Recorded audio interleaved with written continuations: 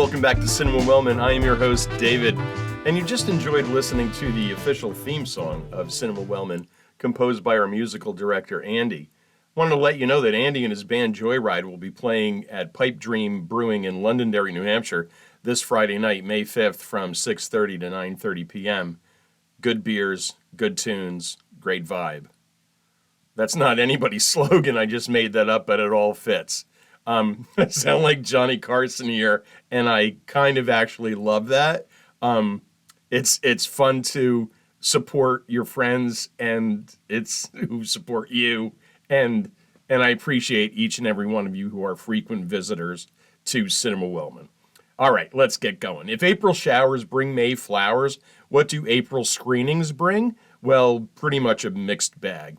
Some were fresh, fun, and interesting, while others were all wet. There were 4 movies that ended up on the worst list, while 7 films were added on to the positive side of the spring ledger. Before I begin, I would like to address the elephant in the room, or bear in this case. Yes, I saw Cocaine Bear. And no, it didn't make either end of today's list, and here's a brief explanation why. It wasn't funny enough. If I'm going to spend 95 minutes of my time watching a coked-up bear maul people to death, I want it to be funny. The gore was pretty good, but that's about it. It wasn't bad enough to totally trash, but definitely not good enough to warrant further discussion or recommendation. I'm sure Meth Bear is coming soon, so this may not be over. All right, let's begin where we always do, with the worst of the month. Leading things off, from 1967, The Fox. This boring bit of nonsense is based on a D.H. Lawrence novella, so strike 1. The male lead is played by Keir Dullea, strike 2. One of the female leads is played by Sandy Dennis, strike 3. You are out.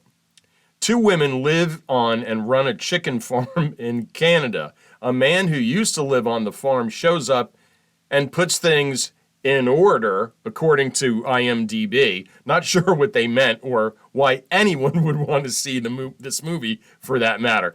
When the man proposes to one of the women, this awakens the homosexuality dormant in the girls.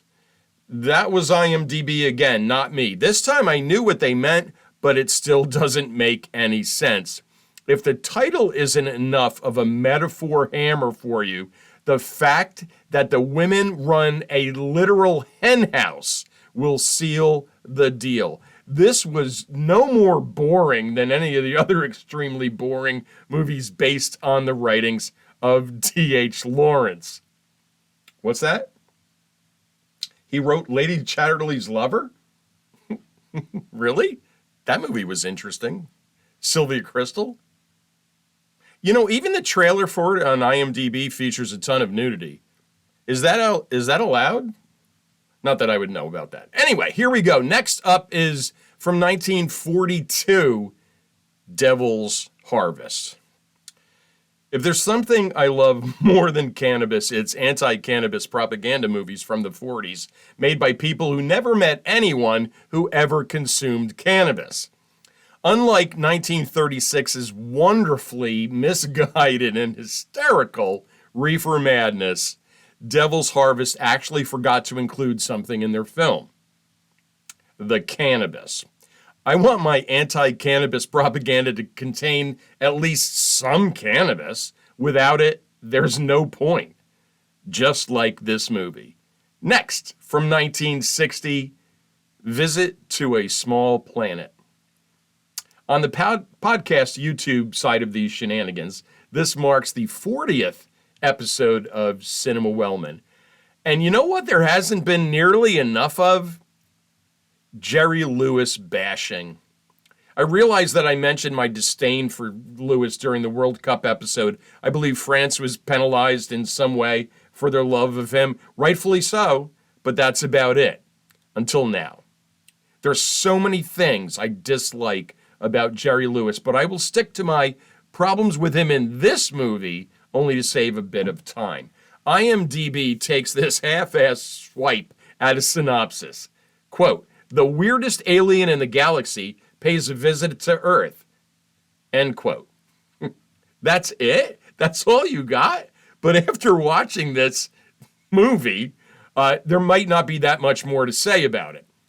All of the Jerry Lewis shtick that I've grown to hate over the years is on full display here. The stupid vocal changes, hey ladies, the immaturity, the idiotic faces, everything you loathe about Jerry Lewis all in one place.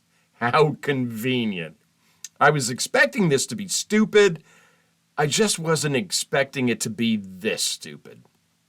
Which brings us to the worst movie screened here at Cinema Wellman in the month of April, and it's from 1948, and it is titled So Dear to My Heart.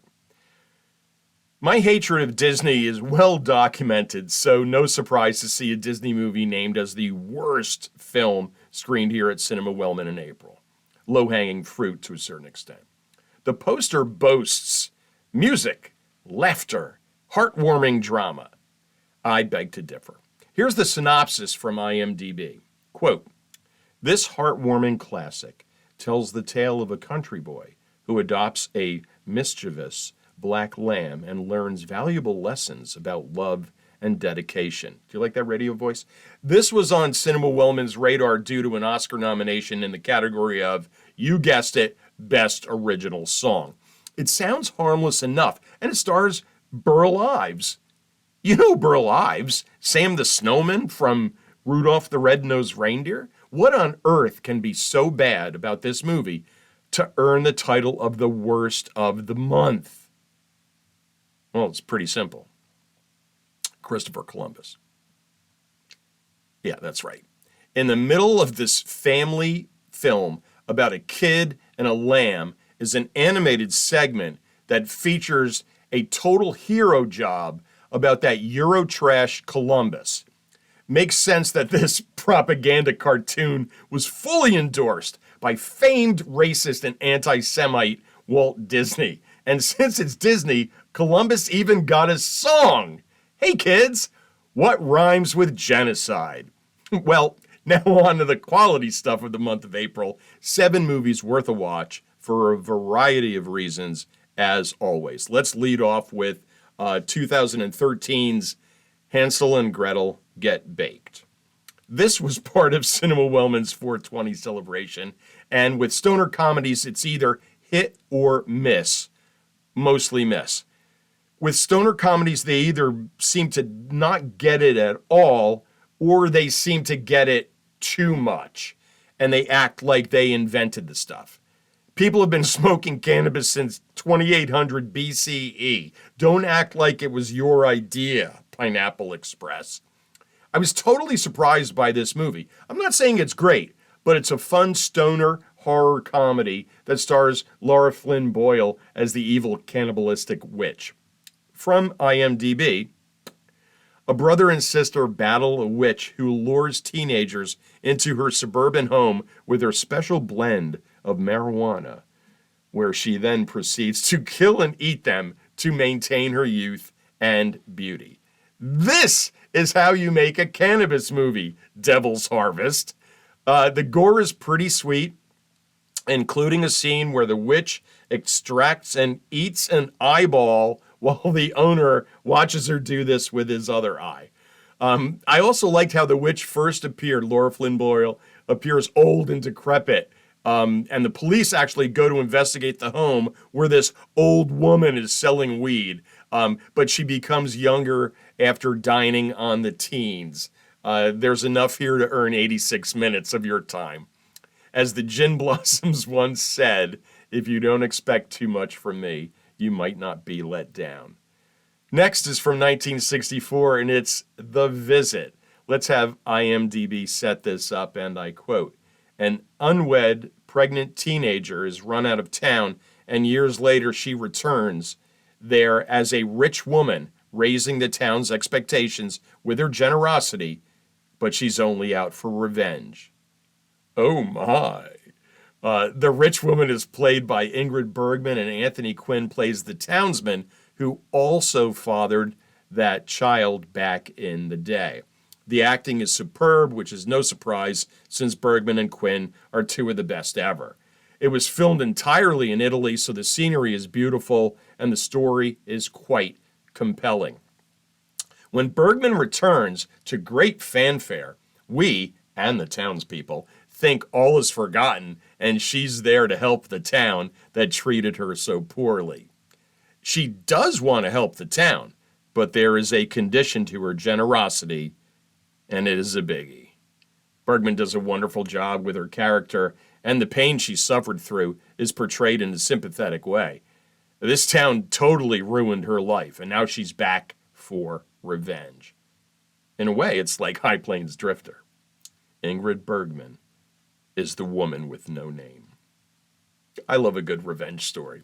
And the ending is superb for another tangential reason. If you're a regular here at Cinema Wellman, you know I love the good people at CinemaSins. Look for them on YouTube, and you will not be disappointed. One of the regular sins they tally is the mentioning of the movie's title somewhere within the movie.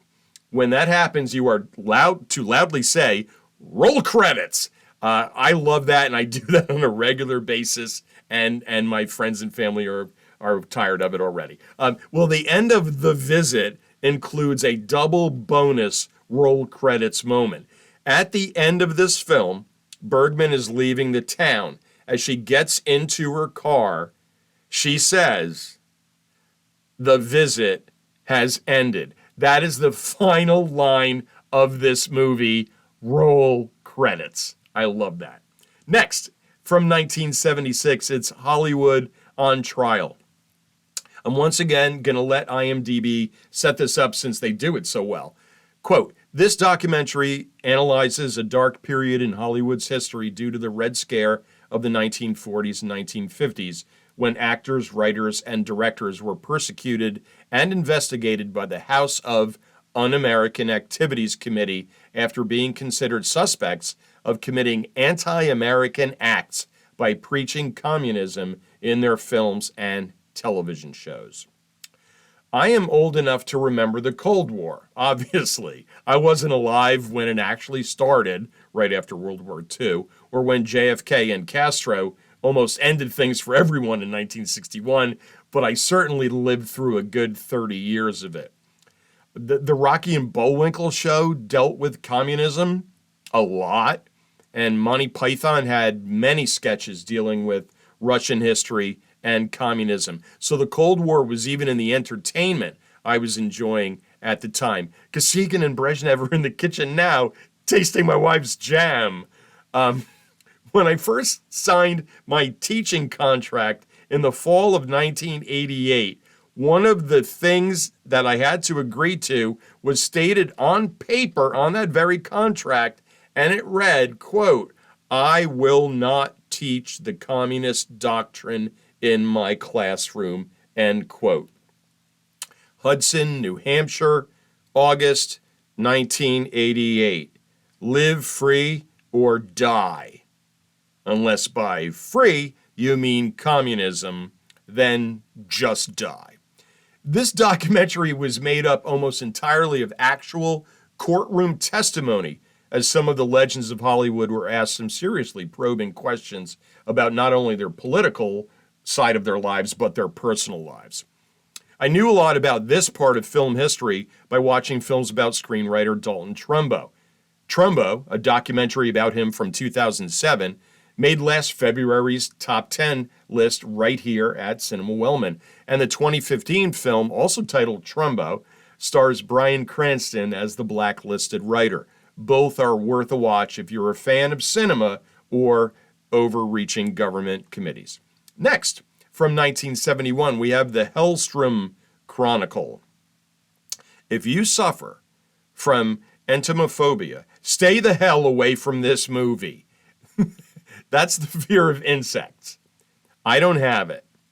I have musophobia, claustrophobia, tapophobia, and helicoultrophobia. But I have no problem with insects. Actually, I find them fascinating. That being said, this 1971 Oscar-winning documentary about the savagery and efficiency of the insect world made me more nauseous than watching the vomit flood from the Triangle of Sadness. Insects are amazing. They are also absolutely disgusting and do some gross and heinous shit as part of their regular lives. I watch most of my movies alone, but there was a crowd of family in Cinema Wellman for this one, and we were all making barf noises throughout, all doing it, when we weren't yelling things like, "What the hell is that? What's going on? What am I looking at?" Good times. Next, from 1952, this is Cinerama. Wow, the third documentary in a row on April's best list. This is Cinerama was made in 1952, the very year this way of presenting movies to audiences debuted. So, in a way, it's a propaganda movie. I love documentaries about film history and the innovations the industry has gone through since its birth in the late 1800s. Cinerama is a widescreen process using 3 adjacent synchronized cameras for photographing and 3 corresponding projectors for showing the film. This is ultra widescreen stuff here. The film is projected on huge, a deeply curved screen by 3 projectors, and it looks amazing. Notable films presented in Cinerama include How the West Was Won, It's a Mad World, Grand Prix, 2001: A Space Odyssey, Howard Hughes' favorite film, Ice Station Zebra, and most recently, The Hateful Eight in 2015. So credit to Tarantino for that, even though I think he's an overrated hack who continually reads the reviews of his 2 masterpiece projects, Reservoir Dogs and Pulp Fiction, and needs to attend physical therapy for arm and shoulder pain suffered from continually patting himself on the back.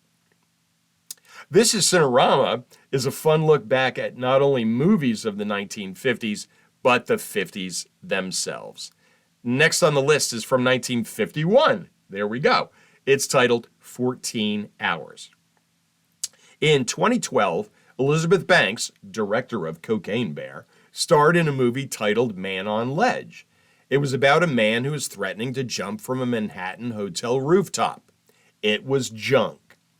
If you want a tense, suspenseful drama about a man on a ledge, just go back to 1951 for 14 Hours. That's the total number of hours a suicidal man is standing on the ledge of a high-rise building in this film noir thriller. Richard Basehart is the man on the ledge, and the great Paul Douglas is the only police officer Basehart will trust. Hall of Fame friends of Cinema Wellman, Agnes Moorehead and Grace Kelly are also part of this Oscar-nominated film. In an odd sidebar, several members of the cast and crew of this film were called before the House of Un-American Activities Committee that I just mentioned, being the focus of Hollywood on Trial. And remember that there's no such thing as a coincidence. And that brings us to the best of April screenings here at Cinema Wellman. It is from 1957, and it is called 0 Hour. This film has been on my radar for at least a decade. The only reason it's famous is because it is the movie that is parodied in 1980's hysterically funny film Airplane. Jim Abrahams and the Zucker brothers wanted to make a spoof of airline disaster movies, and there were several things they loved about this film, 0 Hour. They loved it so much that they bought it. They bought the rights to it, the whole thing. Since they owned the property, they could do whatever they wanted to it, and they did. Some of the characters' names, including the protagonist, Ted Stryker, it's just spelled differently in the 2 films, and some of the dialogue, it's exactly the same.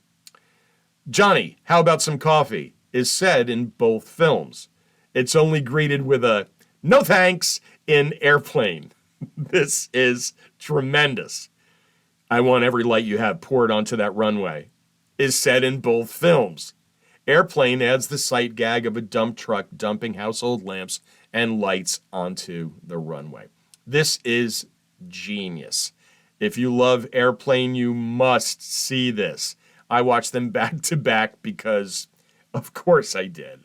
The oddest thing about Zero Hour is that it's actually a good airplane in distress action thriller on its own merits without being turned into an all-time classic comedy. It's really good. So there are more than a couple reasons to seek out Zero Hour. Word to the wise, though. When the stewardess asks, stay away from the fish.